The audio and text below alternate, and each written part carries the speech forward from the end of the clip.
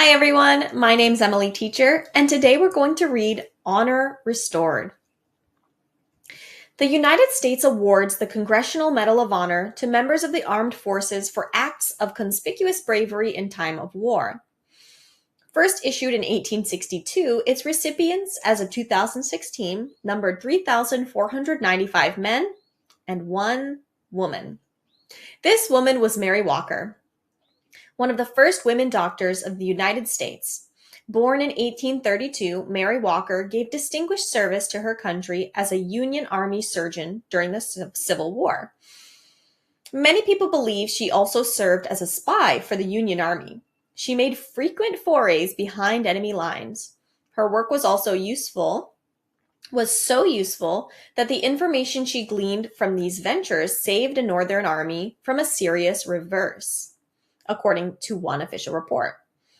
While on these missions, she was captured by Confederate forces. She spent 4 months in a Richmond, Virginia jail until she was freed as part of a prisoner exchange.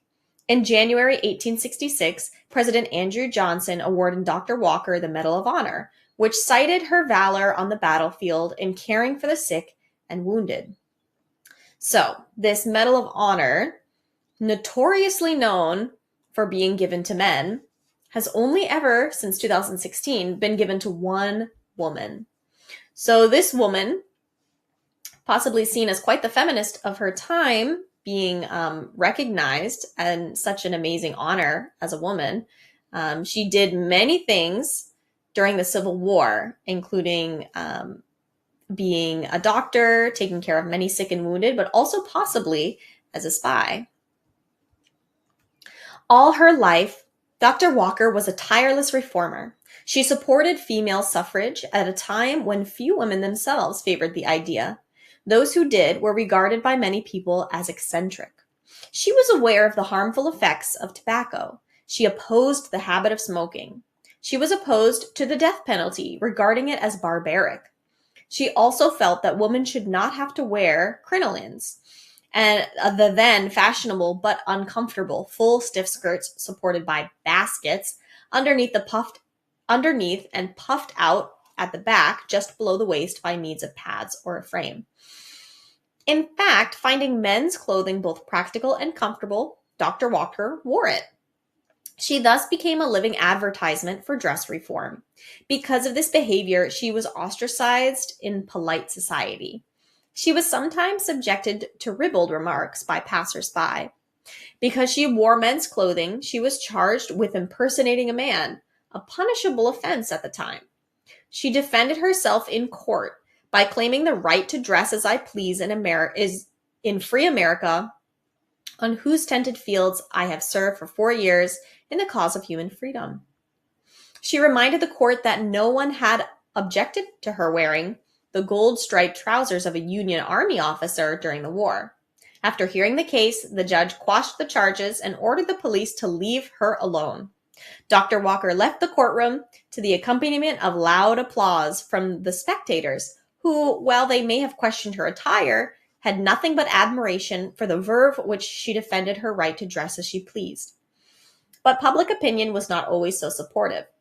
Her opposition to capital punishment outraged much of the citizenry when in 1901, consistent with her beliefs, she circulated an appeal for clemency for the murderer of President William McKinley. So, at the time, women were expected to dress in a very specific, uncomfortable way. And if you did things outside of that way as a woman, society looked down on you. So Dr. Walker was a very different person than many others at the time. She spoke up for the right for women to be able to wear what they want, and she even wore men's clothes herself.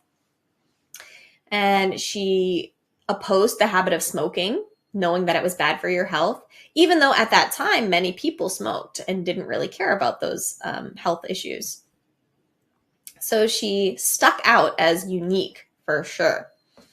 But even though she believed a lot of things that people disagreed with, they had to admire her because of the way that she would speak out against those things. She wasn't afraid of what other people thought of her. And that's a very admirable quality to have. In 1917, a military review board examined the cases of everyone who had received the Medal of Honor to ensure that those who had received the award met with the required standards. In the case of Dr. Walker, the board found two deficiencies. First, she was only nominally attached to the 52nd Ohio Infantry and not actually a member of the armed forces. And second, although she had performed distinguished service over a period of time, she had not been recognized for a particular act of individual heroism. These facts led the board to ask Dr. Walker to return her medal. Outraged at this repudiation would blight her reputation, Dr. Walker's response was, "Over my dead body." So they found some very light reasons why they thought Dr. Walker shouldn't have the Medal of Honor anymore, and they asked her to give it back. But she stood her ground and said, "Over my dead body." She was not going to give it back. An element of farce entered the situation when it was discovered that, through a clerical error, Medals of Honor had been given to all 864 members of the same regiment. In all, 911 medals were recalled. But Dr. Walker found none of this amusing, and although she was breaking the law by doing so, she continued to wear the medal. She died in 1919 as a result of a fall on the Capitol steps. She had gone there in a vain attempt to gain acknowledgement that the medal was rightfully hers. In the 1970s, Ann Walker, a niece of Dr. Walker, waged a campaign to gain official recognition of her aunt's right to the medal. On June 10, 1977, the Secretary of the Army granted the Congressional Medal of Honor posthumously to Dr. Mary Walker, making her once more the only female winner of the nation's highest award of heroism. So Dr. Walker died fighting the government that she deserved to keep the medal. And even though she was supposed to give it back, she kept it anyways. But later in the 70s, Dr. Walker's niece, Anne, finally gained the right for Dr. Walker to have that Medal of Honor.